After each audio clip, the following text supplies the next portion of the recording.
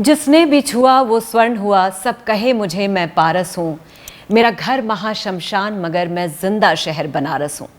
नमस्कार, शेष भारत में आपका स्वागत है। मैं हूँ मुक्ता सिंह। आज इस शो में हम बात करेंगे बनारस की। बनारस का नाम सुनते ही बाबा विश्वनाथ का मंदिर और काशी के घाटों की तस्वीर आंखों के सामने घूम जाती है। बनारस को दुनिया के सबसे पुराने शहरों में से एक माना जाता है। बनारस से लोगों का जुड़ाव सदियों पुराना है, लेकिन इस जुड़ाव में नया अध्याय लिखा है काशी विश्वनाथ कॉरिडोर ने, जिसने काशी में बाबा विश्वनाथ के दर्शनों को और सुगम और सुंदर बना दिया है। करीब 900 करोड़ की लागत से बने इस कॉरिडोर ने पूरे बनारस की तस्वीर बदल कर रख दी है। बनारस आने वाले पर्यटकों की संख्या में गैर मामूली तौर पर बढ़ोतरी हुई है और इसका फायदा बनारस में रहने वाले हर तबके को हो रहा है। और इसी पर बातचीत करने के लिए हमारे साथ मौजूद हैं BS सुब्रमण्यम, जो प्रबंधक हैं श्री कांची शंकराचार्य मठ हनुमान घाट के, और साथ ही मौजूद हैं नागेंद्र पांडे जी, जो मुखिया हैं Kashi Vishwanath temple trust council के। इन लोगों से बातचीत करेंगे, लेकिन आगे बढ़ने से पहले नजर डाल लेते हैं बनारस के रिकॉर्ड तोड़ पर्यटन की इस रिपोर्ट पर।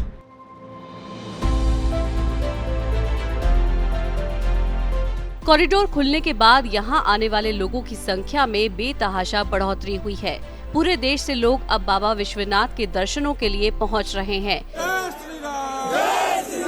और इससे बनारस के लोगों को अच्छा खासा बिजनेस भी मिल रहा है। कभी तंग गलियों से मंदिर तक पहुंचने का रास्ता अब चौड़ा हो गया है। सड़कों से अतिक्रमण हटा दिया गया है और अब बाबा विश्वनाथ के दर्शन के लिए आने वाले श्रद्धालु आराम से मंदिर तक पहुंच सकते हैं और दर्शन कर सकते हैं।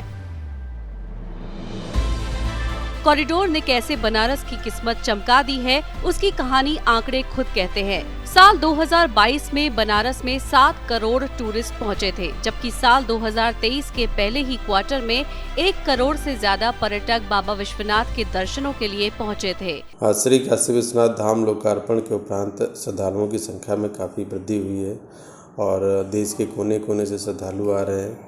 तो श्रद्धालुओं का एक तो ये भी है कि बाबा विश्वनाथ का और माँ गंगा के मध्य में जो एक डेडिकेटेड रास्ता बना है, तो श्रद्धालु दोनों चीज़ों का एक साथ लाभ लेते हैं। बाबा के दर्शन करते हैं और माँ गंगा में स्नान करते हैं, तो उसकी वो भी एक वजह है कि और ज़्यादा श्रद्धालु संख्या में बढ़े। पर्यटकों के बनारस पहुंचने का सबसे ज्यादा फायदा होटल मालिकों और साड़ी का व्यापार करने वाले कारोबारियों को हुआ है। इसके अलावा चाहे वो चाय की दुकान हो या फिर ई-रिक्शा चलाने वाला कोई शख्स हो, सब लोगों को बढ़ते पर्यटकों की संख्या से फायदा हो रहा है। कभी कभी तो हाल ये हो जाता है कि बनारस आने वाले पर्यटकों को होटल और गेस्ट हाउस में कमरे तक नहीं मिलते।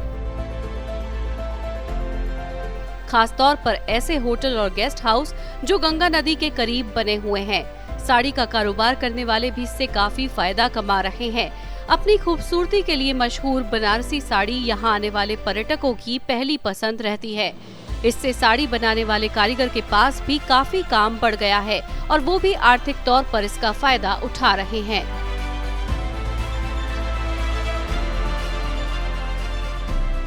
तो सबसे पहले हम बात करेंगे नागेंद्र पांडे जी से, जो मुखिया हैं काशी विश्वनाथ मंदिर ट्रस्ट काउंसिल के। नागेंद्र जी, बहुत बहुत स्वागत है आपका हमारे शो में। धन्यवाद धन्यवाद। नागेंद्र जी, लगभग 250 साल बाद काशी विश्वनाथ मंदिर अपने नए, बेहतर और कंटेम्प्रेरी रूप में श्रद्धालुओं के लिए खोला गया है, तो जो नया परिसर बना है उसकी क्या विशेषताएं हैं? आपने देखा होगा तो बहुत संकरी गली में जी, बहुत छोटे से रास्ते से विश्वनाथ जी के यहाँ जाना होता था जी, और वहाँ का भीतर का परिसर भी बहुत छोटा था जी। अब जो एक नई आकृति दी गई है, उसमें विश्वनाथ मंदिर का विस्तार बहुत ज्यादा हो गया। आप ये समझिए कि मुश्किल से एक 2000 वर्ग फीट से आज 32,000 वर्ग फीट कर दिया गया है। नागेंद्र जी, कितने ज्यादा श्रद्धालु एक साथ उस मंदिर में आ सकते हैं? ऐसा है कि मंदिर का जो गर्भगृह है जी, वो तो ज्यों करते हो जितना था वैसा ही रखा गया, उसको कहीं से कोई विखंडित नहीं किया गया। तो गर्भगृह में है कि एक साथ 10 लोग जाकर दर्शन कर सकते हैं, जी। लेकिन पंक्तिबद्ध होकर क्रमशः श्रद्धालु आते हैं, जल चढ़ाते हैं और निकल जाते हैं। रोज आने वाले श्रद्धालुओं में कितनी बढ़ोतरी हुई है? आप देखिए कि वर्ष में एक बार जो महाशिवरात्रि होती थी, जी। उसमें 1 लाख सवा लाख के आसपास भक्त आते थे, वर्ष में एक बार। रोज दैनिक में मुश्किल से 500, 1000, 2000 तक होते थे।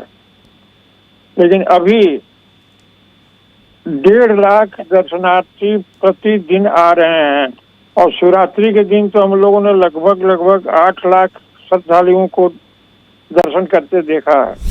नागेंद्र जी, श्रद्धालुओं ने मंदिर निर्माण में बढ़ चढ़ कर योगदान दिया है, तो क्या कोई ब्रेकअप है कि कितना श्रद्धालुओं की तरफ से रहा है और कितना सरकार की तरफ से?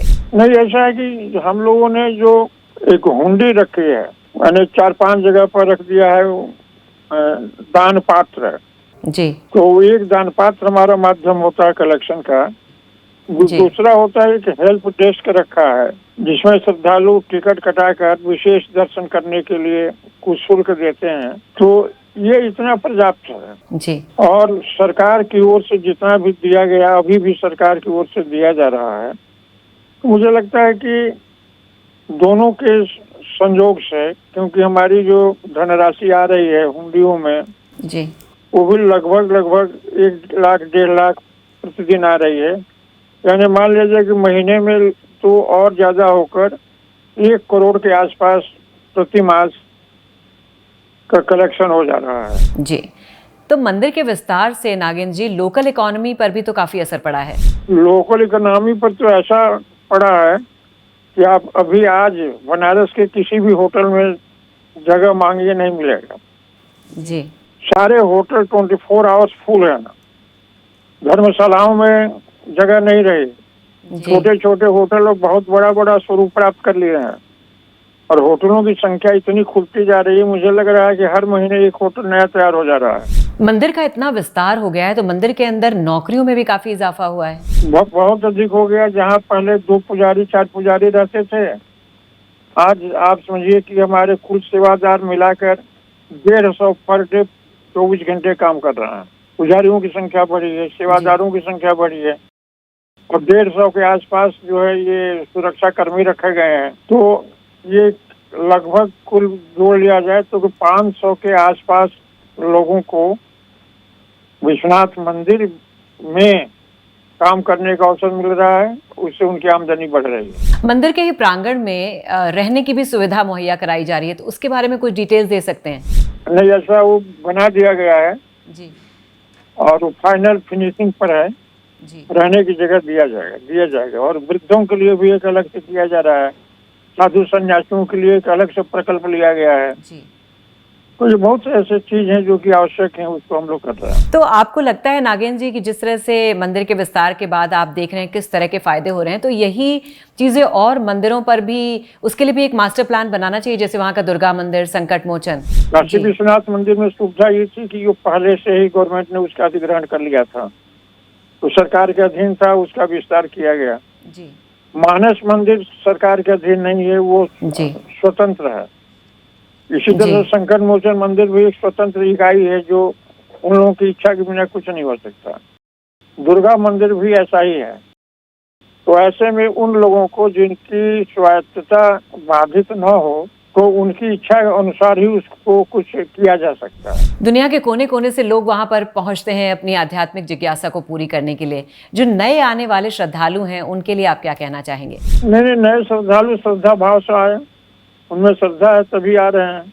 मैं चाहता हूँ कि केवल एक पिकनिक मनाने के लिए, केवल काशी घूमने के लिए मन में भाव न रखें। ये रखें कि वस्तु तो यह आज विश्वेश्वर ज्योतिर्लिंग, 12 ज्योतिर्लिंगों में श्रेष्ठतम ज्योतिर्लिंग है, उनका दर्शन करें। उनका अच्छा भाव, अच्छा आध्यात्मिक प्रभाव उनके मन मस्तिष्क पर पड़े। इस भाव से आएंगे तो निश्चित रूप से सामने ही माँ गंगा है, और बाकी काशी की तो गली गली में कोई न कोई देवता विराजमान है। जी हाँ, बनारस एक आध्यात्मिक एक्सपीरियंस है, और आप ये कहना चाहते हैं कि लोग उसी श्रद्धा भाव के साथ वहां पर आएं। जी जी जी जी। तभी उनको पूर्ण लाभ होगा, तब यहाँ आने का फल प्राप्त होगा। तो नागेंद्र जी, चलते चलते आप क्या कहना चाहेंगे दर्शकों से? मैं यही कहना चाहूँगा कि आवे, खुशी से आवे, प्रसन्नता से आवे और अपना बाबा का धाम है यह भाव लेकर आवे। और पूरी जनता, हम देख रहे हैं कि अभी साउथ के, आंध्रा के एक सप्ताह से 1,20,000 प्रतिदिन श्रद्धालु आ रहे हैं और एक बहुत बड़ा संगम भी हुआ था। जी। तो दक्षिण भारत के लोग जो आते हैं उनमें श्रद्धा अभूतपूर्व है। वो चाहते हैं, उनकी एक कल्पना रहती है कि जीवन में एक बार काशी हो आता, विश्वनाथ जी को दर्शन कराता है। जी हाँ नागेंद्र जी, ऐसा कहा जाता है कि अगर आप भारतवासी हैं और आप काशी नहीं गए हैं, अगर आपने वो आध्यात्मिक अनुभव नहीं लिया है तो जरूर जाएं। निश्चित रूप से। बहुत बहुत शुक्रिया हमसे बातचीत करने के लिए। बहुत बहुत धन्यवाद। धन्यवाद सुब्रमण्यम जी, बहुत बहुत स्वागत है आपका इस शो पर।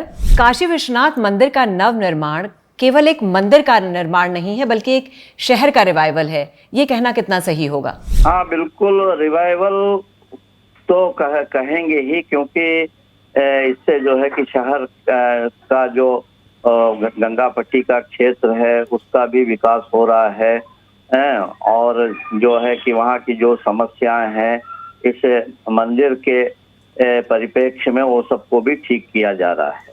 तो हम इसके लिए ये कह सकते हैं कि ये एक तरह से एक रिवाइवल है।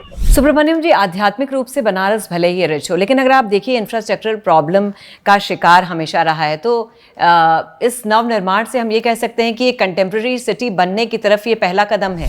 नहीं, जब विकास होगा तो जो है कि कुछ न कुछ उसमें जो है कि उसमें टाउनशिप भी आएगा, फिर नए नए सब संसाधन जुड़ेंगे और नए नए आवश्यकताओं को पूरा करने का एक प्रयास तो हो रहा है, या हम देख भी रहे हैं। जी, बनारस हमेशा से एक ग्लोबल सिटी है जहां पर दुनिया के कोने कोने से लोग अपनी आध्यात्मिक जिज्ञासा पूरी करने के लिए वहां पर आते हैं।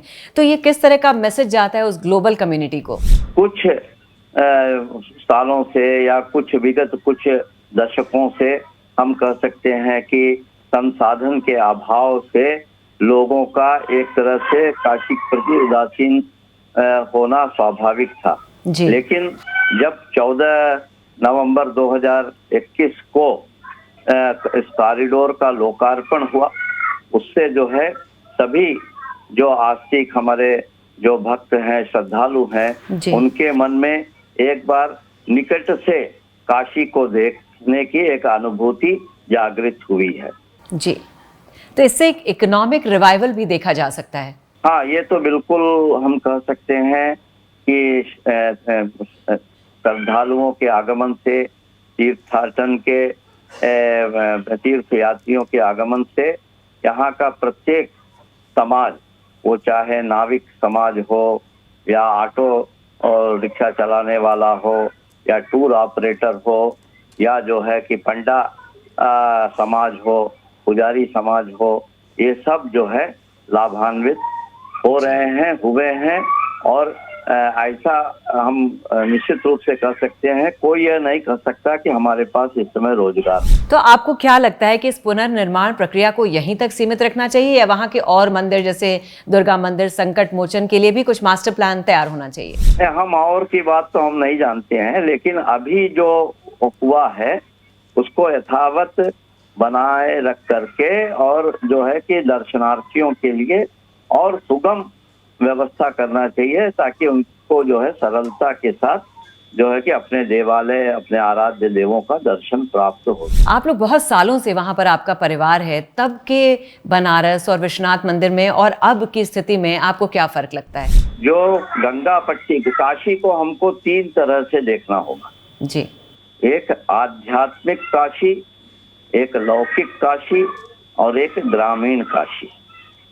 और जो आध्यात्मिक काशी है, जो काशी के जो 64 प्रमुख तीर्थ हैं, काशी में सैकड़ों जो है काशी खंडोक्त मंदिर हैं, और काशी में जो गंगा के तट पर और जो विश्वनाथ मंदिर के आसपास जो सकारात्मक ऊर्जा का जो एक प्रवाह है, जिसको लोग अपने तपस्शक्ति से अनुभव करते हैं, वो यथावत जो है उसको जो है बिना छेड़छाड़ किए रखने की आवश्यकता है। और दूसरी जो लौकिक काशी है, जिसमें जो है स्कूल हैं, विद्यालय हैं, ये आज की आवश्यकता, आज के अनुरूप उसका विकास होना जरूरी है। और जो ग्रामीण काशी के माध्यम से वहाँ कल कारखाने और जो नई कॉलोनियों को बसाना है, ये सब का कार्य होना चाहिए। जैसा आपने बताया कि मंदिर के नवनिर्माण के बाद श्रद्धालुओं का फुटफॉल बहुत बढ़ा है, तो जो नए श्रद्धालु आना चाहते हैं उनके लिए आप क्या मैसेज देंगे? नहीं, नए श्रद्धालु तो आ ही रहे हैं, नए श्रद्धालु अभी और आएंगे, ज्यादा से ज्यादा संख्या में लोग आएंगे। और जो है कि सभी के मन में एक बार काशी को निकट से देखने की एक उत्सुकता है। तो चलते चलते क्या कहना चाहेंगे दर्शकों से? दर्शकों से कहेंगे कि जो है कि भाषा अलग हो सकता है, लेकिन पूरे लोगों का भाव एक है और काशी अतुल्य है। और काशी में भगवान विश्वेश्वर के दर्शन मात्र से एक आत्म संतुष्टि के साथ साथ पुण्य, अनंत पुण्य को लोग प्राप्त करते हैं। सुब्रमण्यम जी, बहुत बहुत शुक्रिया हमसे जुड़ने के लिए और काशी के बारे में विस्तार से जानकारी देने के लिए। तो बनारस पर इस पूरी बातचीत के बाद चक्रधारी पांडे जी की ये 4 लाइनें बनारस को बयां करती हैं। यहाँ बाबा विश्वनाथ का दरबार है, यहाँ माँ गंगा की जय जयकार है, आध्यात्म की नगरी बनारस को देखा तो लगा यही तो जीवन का सार है। और इसीलिए किसी ने खूब कहा है, छोड़ फिक्र दुनिया की, चल बनारस चलते हैं, किस्मत जहां पर लोगों की खुद महादेव बदलते हैं। धन्यवाद।